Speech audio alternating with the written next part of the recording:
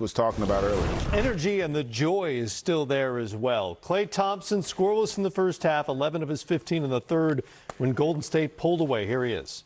I don't think we were necessarily intentional. I think it just kind of happens because team's just going to run us off the three-point line, and this time of year, Steve always harps on it. That mid-range jumper is going to be there. Andrew, Steph, and I, and JP, it was really working for us tonight, and didn't shoot a great percentage from three, but we knocked enough down to win big.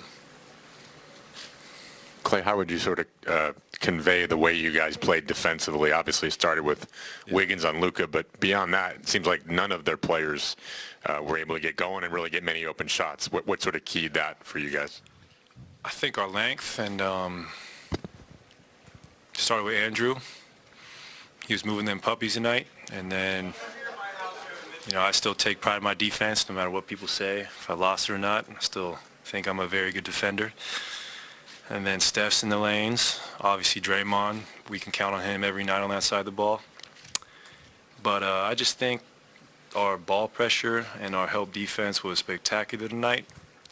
And if we want to take care of business Friday, we'll need a similar effort. Plenty of the pre-series talk was, the fact that you guys might not have anyone that could guard Luka. I mean, you seemed a little frustrated there with just maybe where you think your reputation is defensively. I guess, how much did you follow that, and is there a frustration level about that? I don't follow that. And Luka is obviously one of the best players in the world. It didn't help they played 2 days ago, that emotional high of winning in Game 7, so we expect them to come back with a much better effort on Friday.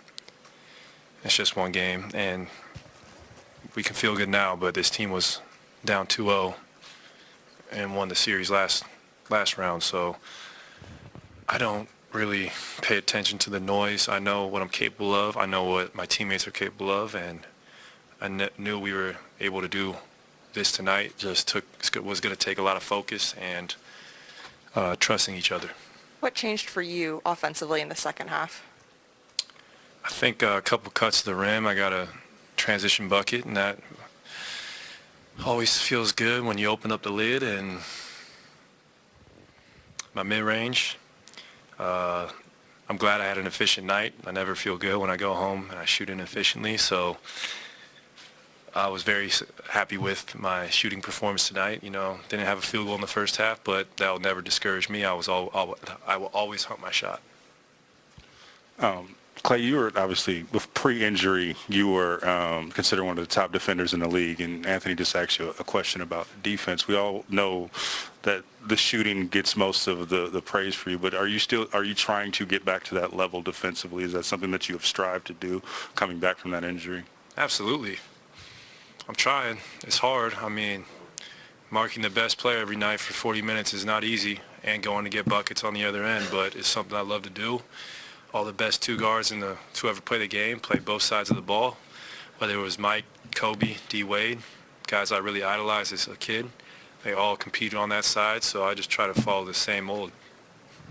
Hey, Klay, as you guys were watching Game 7 together, how much emphasis was placed on, all right, the key to us winning this series is on the defensive end, and, what did Wiggins say, or what did you guys say to Wiggins as you guys watched that game together?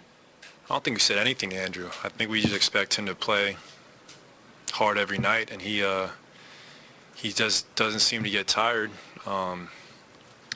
Luka got some good looks tonight, but I thought he did a great job on him, and the great. Thanks, Siri. Great ones always bounce back, so we expect him to have a better effort on Friday, as well as their whole team. But we are going to still stay hungry and expect to play similar ball on Friday. That's our identity, is being able to stop teams and push the pace. You alluded to what I was going to ask you next, which is what makes Andrew a special two-way player when he's being assertive and aggressive like he was on offense while also going up against a talent like Luka? That's why he was the number one pick. You can't teach that athleticism. You can't teach that length. You can't teach his timing. He is... I'm just happy the world's getting to see who he really is, and that's an incredible wing player, and he will be like this for the next 10 years. Just a follow-up to that one. It feels like every stage that Wiggins has been on. He's kind of like upped his game. Have you noticed that? And what do you think it is that he's been able to like, reach another notch? I think him being here, he's allowed to be himself. Luckily for all of us, we don't have to shoulder the load anything crazy because we have so many great talented players. It could be somebody's night and the ball will find them.